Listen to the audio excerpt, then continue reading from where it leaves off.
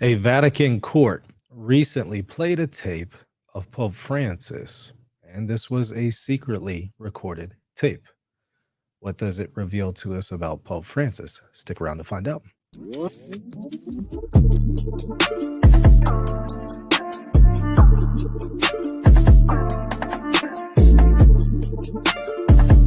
You're watching Reason and Theology Live, a show dedicated to charitable discussions, debates, interviews, commentary, and analysis. And now, your host, Michael Lofton. Hey, everybody. Welcome back to Reason and Theology. Your host, Michael, here. I hope everybody had a great Thanksgiving there. And I know my family and I did. And wanted to sneak this video in because news is dropping on a very interesting issue. Pope Francis was recorded secretly in 2021, last year, by either Cardinal Becciu or somebody immediately close to him, perhaps a family member. The two were having a phone conversation last year. And again, it was recorded without Pope Francis's knowledge. Now, that phone conversation was just played in a Vatican court 2 days ago. So on Thursday, so everybody was able to hear, or at least the people present were able to hear the recording, and the conversation indicates something really interesting. I want to, first of all, tell you briefly about Cardinal Becciu. He is accused of embezzlement, among other issues, again, in a Vatican court. He was previously over the Congregation for the Causes of Saints, but he resigned and is currently, again, undergoing litigation here by a Vatican court. Now, oddly enough, it wasn't Becciu who played the recording, even though it was his group who recorded it. It was actually the prosecution that played the tape. But in some ways, it actually helps bolster, at least the defense says it helps bolster Becciu's case a little bit. But I'm not so much interested in that as much as I am how this actually applies to Pope Francis. Now, I want to read to you something that just came out from CBS News. There's all kinds of media outlets that are starting to report on it, but I think this was relatively decent as far as an article. So let me read just a little bit of it to you and offer my own commentary because the article doesn't really draw this out, and I would like to do so. All right, so here's what it says. This was just posted yesterday. The Vatican tribunal weighing a financial fraud case heard from an unusual witness Thursday when a secret recording of Pope Francis was played to the court about the Holy See's payments to free a nun held by Al Qaeda linked militants. The broadcast of the Pope's own voice in the courtroom marked a surreal new chapter in a trial that has already seen plenty of twists as Vatican judges try to determine who, if anyone, is criminally responsible for losing tens of millions of euros in Holy See assets. It goes on to say, Vatican prosecutors introduced the recording into evidence Thursday. So again, notice that it is the prosecutors who are introducing it. At first, I thought, well, surely this would actually be the defense. No, it was the prosecutors, even though the defense is saying it's somewhat favorable to the defense. Vatican prosecutors introduced the recording into evidence Thursday, saying it was part of a trove of material recently obtained from Italian financial police who are investigating a Sardinian charity linked to Cardinal Becciu, a one-time close Francis collaborator who is one of the 10 defendants in the Vatican trial. And again, it's the conversation between the two that they played. It says Vatican prosecutors revealed that the Sardinian evidence has also been added to a new Vatican investigation in which Becciu is under investigation for alleged criminal conspiracy. According to the prosecutor, Becciu and a family associate secretly recorded Francis on July 2021. So again, this was a year ago, 10 days after Francis left the hospital following colon surgery. Y'all remember that, right?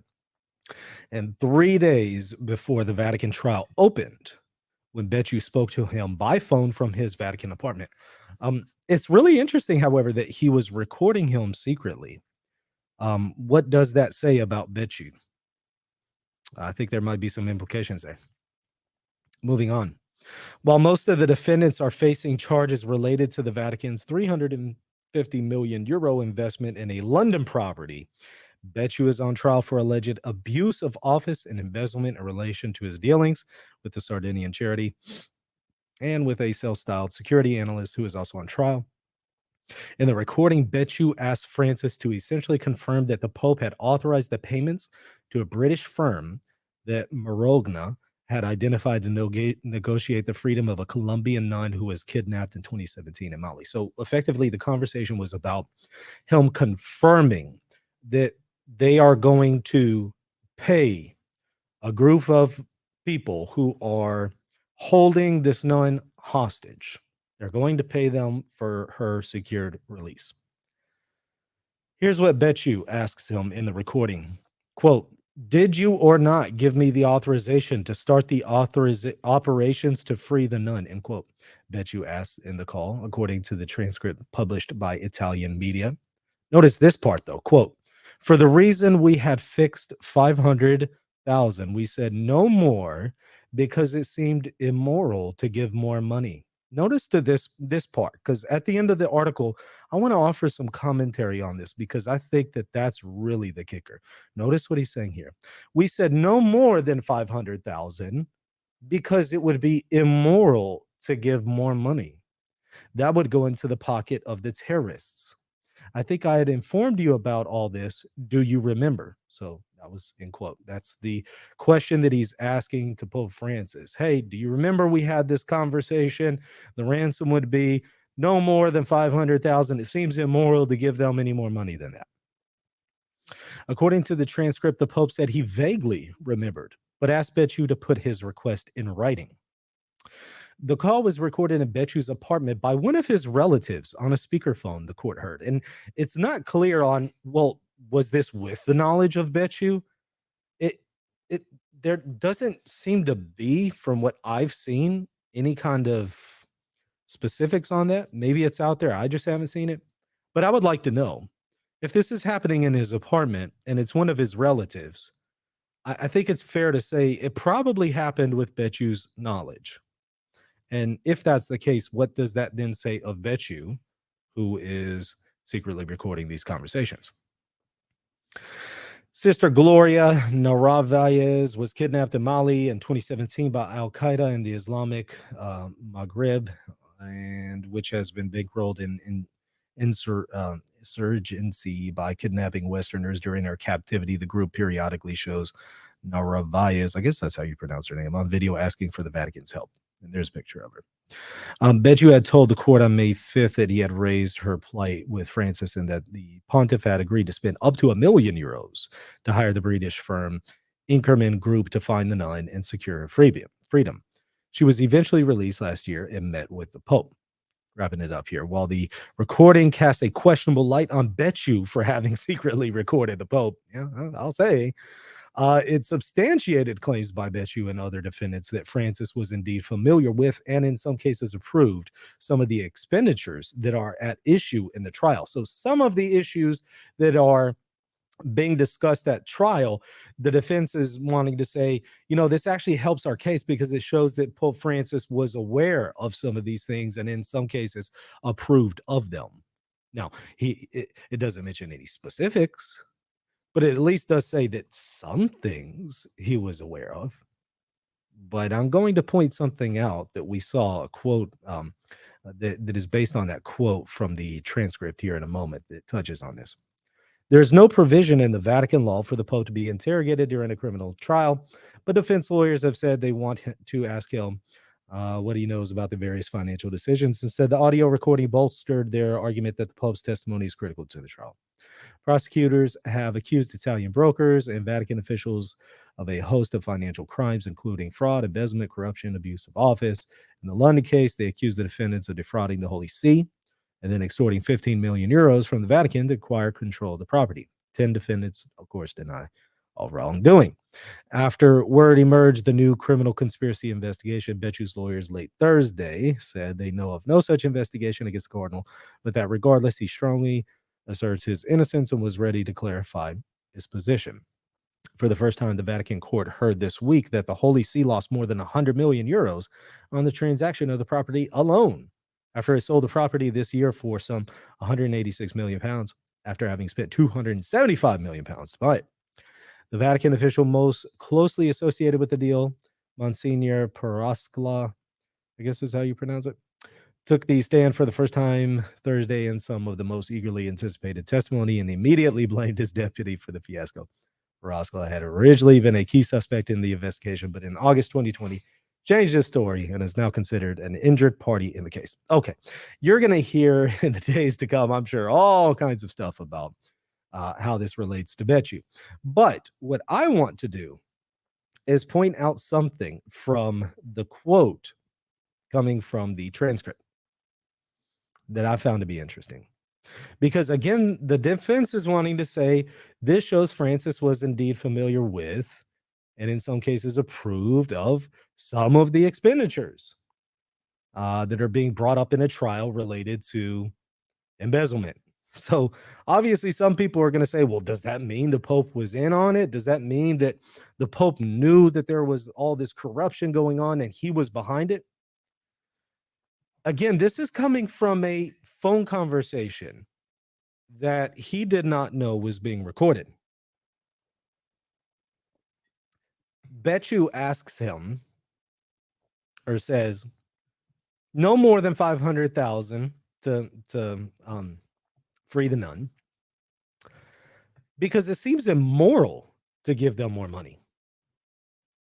What does that tell you about the person he is talking to, about Pope Francis? If you're talking to somebody and you say, look, I don't know if we should spend any more money than this because it seems immoral, that would then suggest that the person you're talking to values the moral use of money. Maybe you yourself don't, but at least if you're talking to that person and you know they value the moral use of money and they're not into embezzlement, they're not into financial corruption, they're a man of value and morality, you might appeal to what is moral and then say, hey, we want to avoid this because it's immoral. Again, this is being done without Pope Francis's knowledge. What I think this indicates here is at the very least, Becciu knows that Pope Francis is going to favor a moral use of money. Now, whether or not Becciu himself does, I'll let the Vatican court determine that one. But what it does show is, for those who might think, well, Pope Francis is in on it, he was part of this corruption. It makes no sense in a private conversation to speak of a moral use of money with somebody that you yourself know is corrupt. You just wouldn't do that. You wouldn't speak to moral or about moral and immoral uses of money to a person that you know doesn't value morality. You would only do that if you know this person actually does value it. So what I think this does, I don't think that this necessarily gets Becciu off the hook. It does show at the very least that Pope Francis was aware of some of the things that are associated with the trial. Sure, but that doesn't necessarily mean that he knows everything that was going on that might be related to embezzlement and immoral uses of money. But what it does show about Pope Francis is that even Becciu knows that the man is a man of morality. Otherwise, why would you appeal to this? It would be silly if you know Pope Francis doesn't value the moral use of money. You would not appeal to this because Pope Francis on the other line would say, oh, I don't care about any of that. I'm interested in doing this and this and this and that. And you would then appeal to some kind of immoral use of money. But no, he knows that that is actually something that he can appeal to because it does show that Pope Francis at least is intending to be moral in his administration there in the Vatican and oversight of the money to whatever extent he has. I'm not necessarily saying he's doing a good job at it. I'll let others who are experts in that area determine that. But at least we could speak of, if we're going to speak of intentions, I think this does at least show that Pope Francis intends to do well and does not intend to be involved in any kind of financial corruption. Otherwise, this language and this conversation made no sense whatsoever. So, as I said, you'll be hearing, I'm sure, a whole lot more about this in the coming days and weeks, but I kind of wonder how many people will bring out that point that I just noted here. Let's see. Anyways, I appreciate y'all watching this. If y'all enjoyed this video, hit that like button and the subscribe button. And of course, check me out, patreon.com/reason and theology if you want to support me and you like what I'm doing here at the channel. All right. See you later. God bless. Hey, RNC fans, just a quick word about one of our sponsors, Verbum. It's an excellent Bible and theological software. Simply go to verbum.com/reason, where you can get 10% off any of the packages that you choose, along with 5 extra books, and you'll be supporting us here at Reason and Theology. God bless. If you're looking to buy or sell a home, office, or any kind of property anywhere in the world, you're going to want to call Real Estate for Life, and they're going to connect you with a Catholic agent. Now, that agent will donate a portion of their commission upon sale, and Real Estate for Life will donate 75% of that gift to a pro-life organization at no cost to you. Call Real Estate for Life at 1-877-LIFE-US1 or text them 248-431-1440. If you care about the pro-life cause, call them now. Oh wait, before you go, I would really appreciate it if you would consider supporting this channel. This is my primary means to provide for my family, and it also helps me to produce content like this video. If you would like to support me, become a patron by visiting patreon.com/reason and theology. You'll also get access to extra exclusive content when you become a patron. Lastly, hit that like button and the subscribe button, and be sure to leave a comment down below. God bless.